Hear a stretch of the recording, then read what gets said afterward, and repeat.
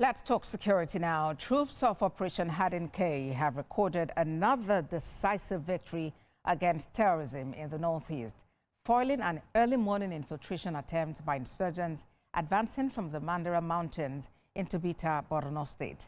Several terrorists were killed in the operation, including a key commander, as coordinated ground and airstrikes dealt a major blow to the group's fighting capability. TVC News Jesse Tafida reports. They came quietly, under the cover of darkness, moving through the rugged Mandera Mountains, believing once again that the night would protect them. But this time, the night did not belong to them. In the early hours of December 18, troops of Operation Hadin Kai recorded another decisive victory against terrorism in Nigeria's northeast, foiling what military sources describe as a carefully planned infiltration attempt into Borno State.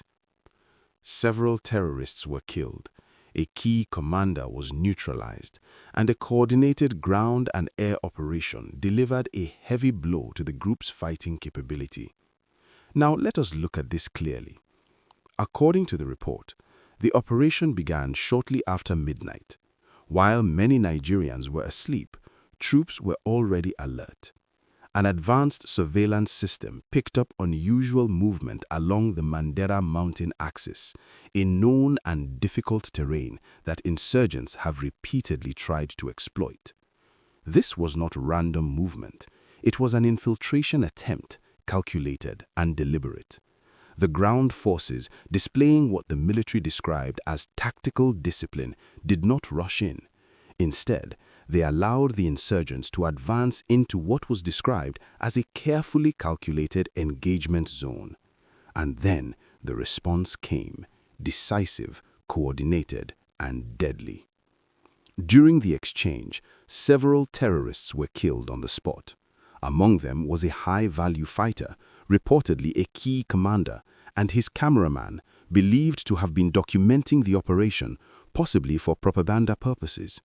That detail alone tells us something important about the mindset of these groups. They were confident enough to record what they believed would be another successful operation. But it did not go as planned. As the surviving insurgents attempted to retreat, the air component of Operation Hadin Kai swiftly took over. Precision airstrikes were launched, targeting escape routes and retreating elements. These strikes further dismantled the group, cutting off any chance of regrouping or escape. If you are watching, please like this video and subscribe. Now, from this point, we need to understand what happened next. A follow-up exploitation of the area revealed the full scale of the damage inflicted. Troops recovered AK-47 rifles, PKT machine guns, loaded magazines, handheld radios, mobile phones, a camcorder, and several motorcycles and bicycles used for logistics and movement. Even more telling were the blood trails and shallow graves discovered in the area, clear indicators that additional casualties were sustained beyond those immediately visible during the battle. Military sources say this operation significantly disrupted terrorist plans in the area and further degraded their operational capability. Morale among troops, we are told, remains high as sustained offensive operations continue across the theater. Now, let us pause here and ask an important question. What does this operation really mean beyond the battlefield? On the surface, this is a clear tactical victory. An infiltration attempt was foiled, a commander was eliminated, weapons were recovered, escape routes were blocked. From a military standpoint, this is textbook counterinsurgency execution. But from a legal, political, and social standpoint, the story goes much deeper. Another angle to this issue is the legal and constitutional responsibility of the Nigerian state. The Constitution places the protection of lives and property as the primary duty of government. In recent years, this duty has been heavily questioned, especially in communities ravaged by terrorism and banditry. Every successful operation like this becomes not just a military update, but a test case of whether the state is regaining control over its sovereign territory. At the same time, there are contradictions that cannot be ignored. While victories are announced, insecurity persists. While commanders are neutralized, new recruits continue to emerge. This raises critical questions. Are these operations enough? Are they sustainable? And are they addressing the root causes of insurgency or merely its symptoms? My viewers, if you value balanced analysis, kindly subscribe. Now let us place this development within the wider national context. Nigeria today is a nation under pressure. Insecurity remains one of the most dominant anxieties in daily life, from the northeast to the northwest, from the middle belt to parts of the south. Families go to bed unsure of what the next day may bring. Farmers abandon their lands. Traders fear highways. Youths grow up surrounded by violence, uncertainty, and anger. Economic hardship compounds the problem. Inflation is high. Jobs are scarce. Young people feel excluded and frustrated. In such an environment, extremist groups find fertile ground to recruit, radicalize, and manipulate vulnerable minds. This is why every military victory matters, not just for the soldiers involved, but for national psychology. Each successful operation sends a message that the state is still fighting, still pushing back, still refusing to surrender its territory. But it also raises another question for you watching this video. Do these victories translate into long-term peace for ordinary people? Please share your thoughts in the comment section. And please like this video and subscribe. Now let us talk about the emotional and human angle. Because behind every operation are real people on all sides.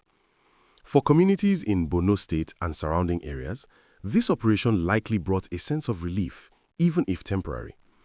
The knowledge that an infiltration attempt was stopped before it reached civilian areas matters deeply to families who have lived through years of trauma, abductions, killings, displacement, and loss.